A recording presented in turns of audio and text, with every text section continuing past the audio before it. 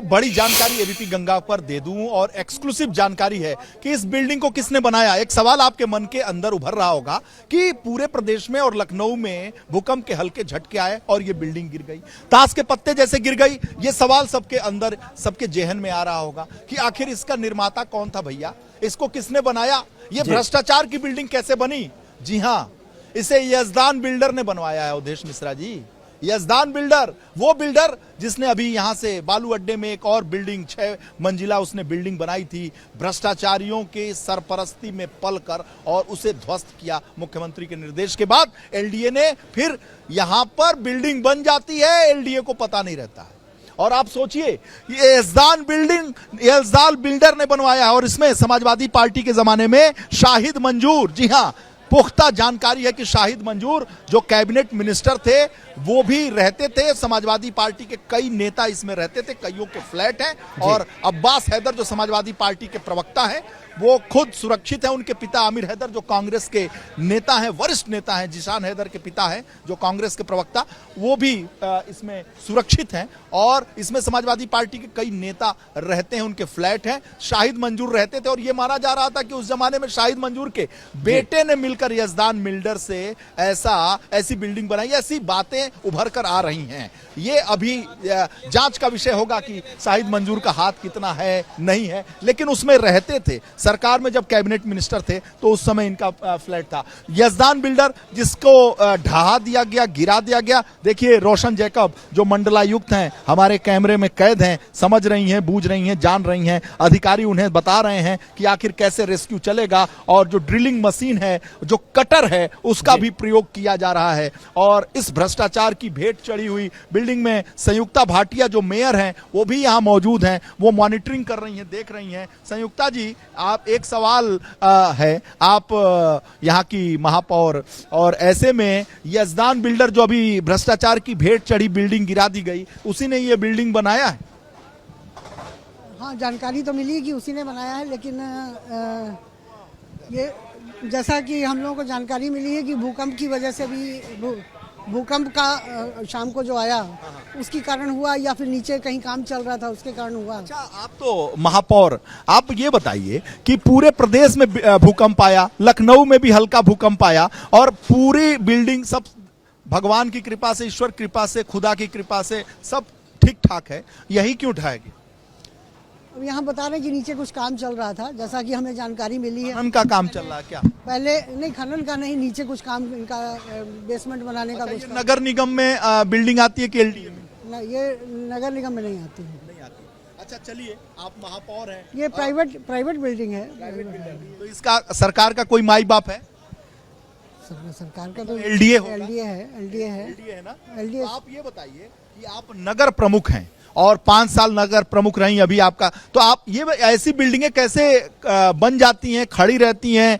क्या करता है एलडीए और नगर निगम? और नगर प्रमुख रही हैं तो आपकी कहीं कभी कोई हमारी जब हम लोग देखते हैं इस प्रकार की कोई बिल्डिंग होती है तो उनको नोटिस भेजा जाता पहले। अब मुझे नहीं मालूम कि एलडीए ने इनको नोटिस भेजा था कि नहीं भेजा था, लेकिन नगर निगम एलडीए नोटिस भेजता है। अगर इस तरह की कोई बिल्डिंग जर्जर हो रही है तो, या कोई गलत मानकों के अनुसार नहीं बनी है तो उस पर नोटिस दिया जाता है। अब इनकी मुझे जानकारी नहीं कि इनको नोटिस दिया गया था कि नहीं दिया गया था। नहीं दिया तो गलत किया ना? अब पता नहीं दिया गया कि नहीं दिया गया, मेरी जानकारी में नहीं है। अभी तो जब ये हादसा हुआ तो हम लोगों को जानकारी मिली, तभी हम यहाँ पर आए और हम यहाँ पर आकर जो जानकारी लोगों से मिल रही है कि भ्रष्टाचार के नीचे ये सब चीजें पनप जाती हैं। अब इस पर क्या कहा जाए? अरे आपसे अधिक कौन जानता है? आप नगर की प्रमुख रही हैं, मतलब अभी भी तो रही हैं, मतलब नंबर 1 नागरिक हैं, तो आपको तो सब जानकारी है ही। नहीं, मानक अनुसार होना चाहिए। मानक के अनुसार नहीं रहता है तो एलडीए को भी नोटिस भेजना चाहिए, नगर निगम को भी। और हम लोग लगातार नोटिस भेजा होगा तो कोई आवाज उठाएंगी आप? नहीं भेजा होगा तो उस पर जानकारी ली जाएगी, अगर नहीं भेजा होगा तो उसके लिए आवाज उठाई जाएगी।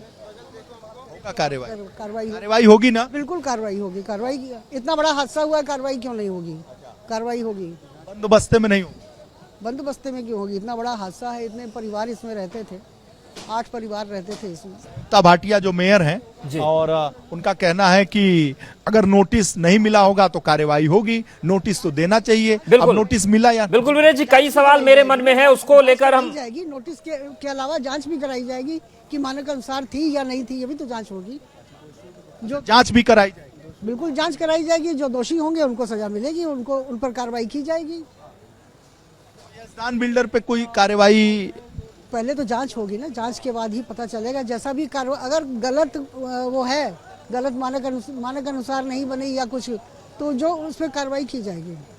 अवधेश एक बात बताएं, कहा जाता है कि सिस्टम जो है ना बलि मांगता है, जो व्यवस्थाएं हैं ना वो बलि मांगती हैं। जब बलि चढ़ता है 2 4 10 लोगों की, उसके बाद सिस्टम झकझोरता है, सिस्टम जगता है, सचेत होता है, सिस्टम अलर्ट होता है, व्यवस्था के कान खड़े होते हैं, व्यवस्था बलि मांगती। कुछ लोग घायल, कुछ लोग मरे, कुछ लोग ऐसे हो तो व्यवस्था जाके बिल्कुल। लेकिन जगती वीरेश है जी, कि बलि ऐसा के होगा, साथ साथ कार्रवाई कुछ सिस्टम होगी, और भी एक्शन मांगता है, क्या होगा, उस पर आएंगे? प्रयास आपसे किया जाएगा। कई सवाल मेरे मन में, उस पर मैं आपसे जानकारी लूंगा, लेकिन एक बार अनुभव के पास चलते हैं और उनसे समझते हैं कि जो ऊपर से वो तस्वीरें देख रहे हैं, दिखा पा रहे हैं, अनुभव क्या नई चीजें हो रही है कि एक जेसीबी चलती हुई नजर आ रही है, तमाम लोग पहुंचे हैं मौके पर, सबसे ऊपरी तल पर अब जमावड़ा बढ़ा है जवानों का, क्या चल रहा है इस वक्त? देखिए बिल्कुल कोशिश तो यही हो रही है कि पूरा मलबा है ऊपर की तरफ का, इसको पहले एक एक फ्लोर को ख़त्म किया जाए, यानी उस मलबे को हटाया जाए जिससे कि स्पेस बन सके और ये पता चल सके कि कौन व्यक्ति कहाँ पर फंसा है, कोई फंसा है तो कहाँ फंसा है। इसीलिए आप देखिए उस तरफ तस्वीरें हम आपको दिखा रहे हैं, वहाँ जो सारा स्ट्रक्चर है, मलबा है, उसको अब वहाँ से हटाया जा रहा है और धीरे धीरे कोशिश की जा रही है कि एक जगह बनाई जाए।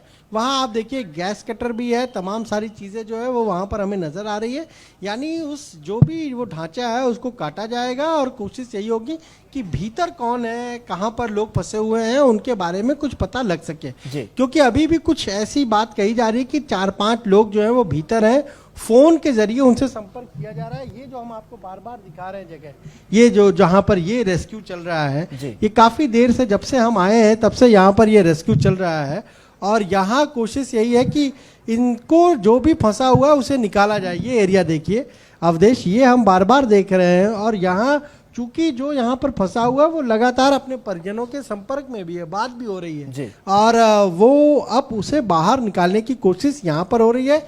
इसी तरीके से आप उस तरफ देखिए, वहाँ पर किस तरीके से अब जो एनडीआरएफ के लोग हैं वो कोशिश करें कि जल्दी जल्दी सारा जो ये है मलबा है उसको हटाया जाए। और आप देखिए छोटे छोटे जो है ईंट पत्थर है उनको एक तरफ फेंका जा रहा है, बड़ा स्ट्रक्चर जो है उसको नीचे की तरफ गिराया जा रहा है। कोशिश हो रही है कि जल्द से जल्द इस पूरा ये मलबा जो दिख रहा है, क्योंकि तभी पता चल पाएगा कि कोई फंसा भी है इसके नीचे या कहाँ पर है। लेकिन एक सवाल अनुभव और भी है, और शायद आप जिस बिल्डिंग पर खड़े हैं वहां से वो चीज हो सकता है देखने को मिल रही है कि ये तो सबसे टॉप फ्लोर हो गया, लेकिन जो पहले, दूसरे या तीसरे में होंगे उनको, उनका जो घुटन होगी वो बढ़ सकती है, उनको सफोकेशन हो सकता है, वो नीचे दबे हो सकते हैं।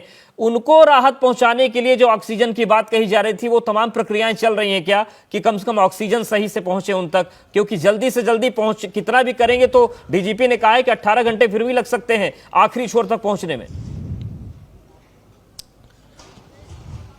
देखिए बिल्कुल, और अभी तो कोशिश यही हो रही कि पहले स्पेस को खाली किया जाए जिससे कि ऑक्सीजन और अन्य जो बातें हो रही हैं वो वहाँ तक पहुँचाई जाए। एक और जो काम हुआ है वो ये हुआ है कि एक बिल्डिंग पर लाइट लगाई गई है, सामने जो पेड़ है, नीम का पेड़ है, वहाँ पर भी अब लाइट लगाई जा रही है।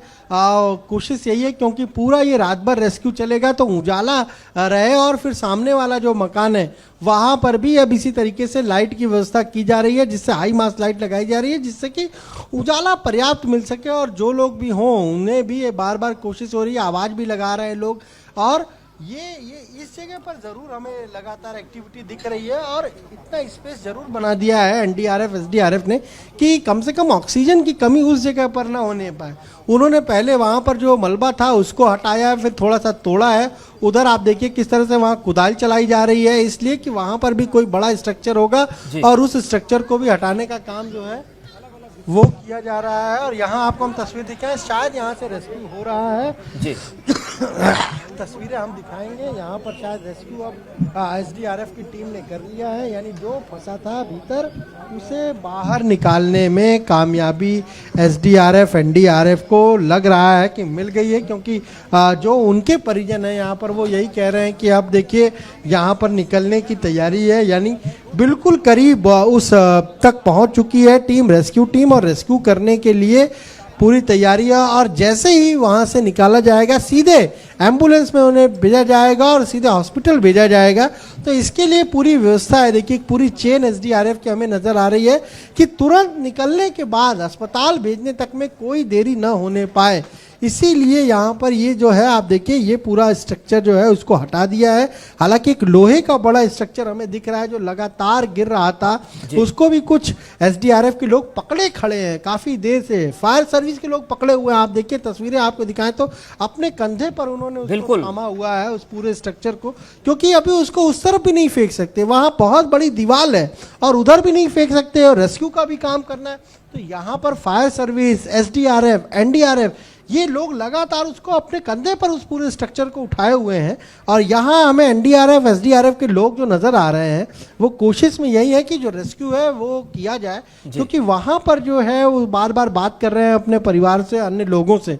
और उस तरफ भी आप तस्वीरें तो देख ही रहे हैं कि किस तरीके से वहाँ हर एक स्ट्रक्चर को, हर ढांचे को हटाया जा रहा है, हर एक चीज़ को हटाई जा रही है, नीचे गिराया जा रहा है, जिससे ये पूरा